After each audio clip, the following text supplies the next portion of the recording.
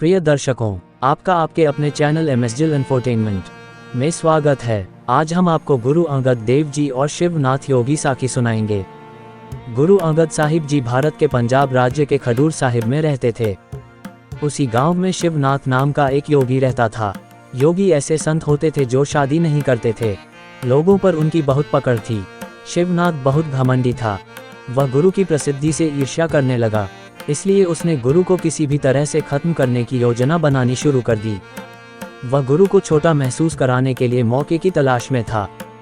एक बार बहुत दिनों तक बारिश नहीं हुई, सूखे का खतरा था, इसलिए लोग चिंतित थे। वे योगी के पास गए और उससे इस बारे में कुछ करने को कहा। योगी ने गुस्से में जवाब दिया, मूर्खों, तुम बारिश की उम्मीद कैसे कर सकते हो? जब तुम एक शादीशुदा आदमी को अपना गुरु मानते हो, उसे गांव से बाहर निकाल दो और तुम्हें जरूर बारिश मिलेगी। लोग योगी की बातों में आ गए। वे गुरु के पास गए और बोले, हे गुरु जी, बारिश के अभाव में फसलें मर रही हैं। अगर आप कृपा करके इस गांव को छोड़ दें, तो योगी हमारे लिए बारिश लाकर हमें बचा सकते हैं। प्रिय मित्रों, गुरु जी ने उत्तर दिया, वर्षा और धूप प्राकृतिक हैं, वे भगवान के हाथों में हैं। फिर भी यदि यह आपके हित में है तो मुझे गांव छोड़ने में कोई आपत्ति नहीं है। अगले दिन गुरु जी ने गांव छोड़ दिया। लोग एक बार फिर बारिश के लिए योगी के पास गए। योगी प्रकृति के नियम के विरुद्ध कुछ नहीं कर सकता था। बारिश नहीं हुई। लोगों ने कुछ दिनों तक इंतजार किया, लेकिन फिर बहुत क्रोधित हुए और उन्हें अपनी गलती का एहसास हुआ। उन्होंने योगी को उसकी झोपड़ी से खींचकर अपने खेतों में ले गए। ऐसा हुआ कि जिस भी खेत में उन्होंने योगी को घसीटा, वहां बारिश हुई। इसलिए हर कोई योगी को पहले उसके अपने खेत में घसीटने के लिए उत्सुक था। उन्होंने उसे तब तक घसीटा जब तक कि उसे पछतावा नहीं हुआ और उसने स्वीकार नहीं किया कि उसने गुरु जी के बारे में झूठ बोला था। गांव वालों को गुरु जी को गांव से बाहर निकालने का बहुत अफसोस था।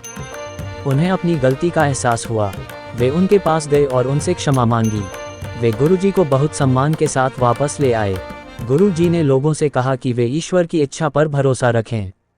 फिर उन्होंने अपने अनुयायियों की मदद से उस गांव में एक आम रसोई शुरू की। इसे गुरु का लंगर, गुरु की रसोई के नाम से जाना जाता था। कोई भी व्यक्ति किसी भी समय आ सकता था और लंगर में मुफ्त भोजन कर सकता था।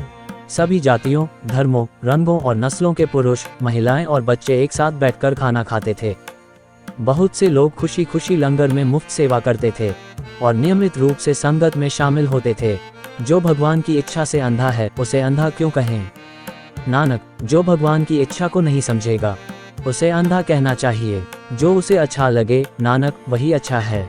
जो लोग उसकी इच्छा का पालन करते हैं, उनके पास अपनी कोई शक्ति नहीं होती।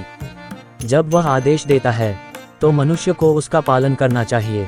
मनुष्य को ईश्वर की इच्छा के अनुसार कार्य करना चाहिए। नानक, मनुष्य तब आते हैं जब ईश्वर उन्हें भेजता है, और तब मरते हैं जब ईश्वर उन्हें बुलाता है। अपना कीमती समय निकाल के ऐतिहासिक कथा सुनने के लिए आप सभी का धन्यवाद दोस्तों।